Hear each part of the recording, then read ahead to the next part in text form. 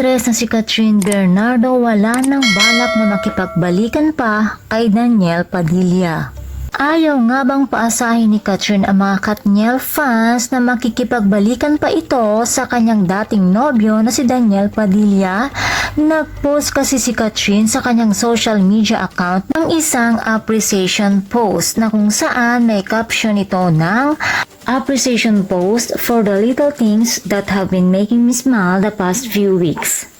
Ang lalong pumukaw ng atensyon sa mga netizens ay ang kanyang mensahe ng no looking back, only moving forward.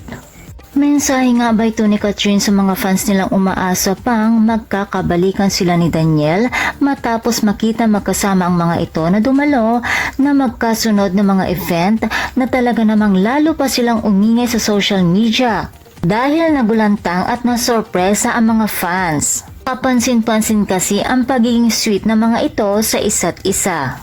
Kaya naman madami ang kinilig at humiling na sana lamang daw ay magkaroon pa sila ng second chance. Na-miss kasi nilang makita ang dalawa na magkasama.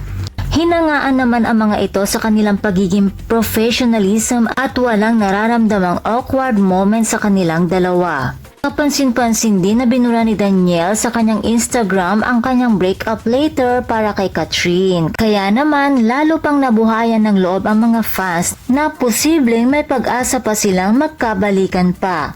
Tanggap na daw nilang nawala ang tambalang Katniel dahil isisilang na ang bagong love team ng Dan Rin. Subalit tila nalungkot naman ang mga fans dahil sa makabuluhang mensahe ni Kathryn na tungkol sa pagpapatuloy ng buhay at hindi na paglingon sa nakaraan.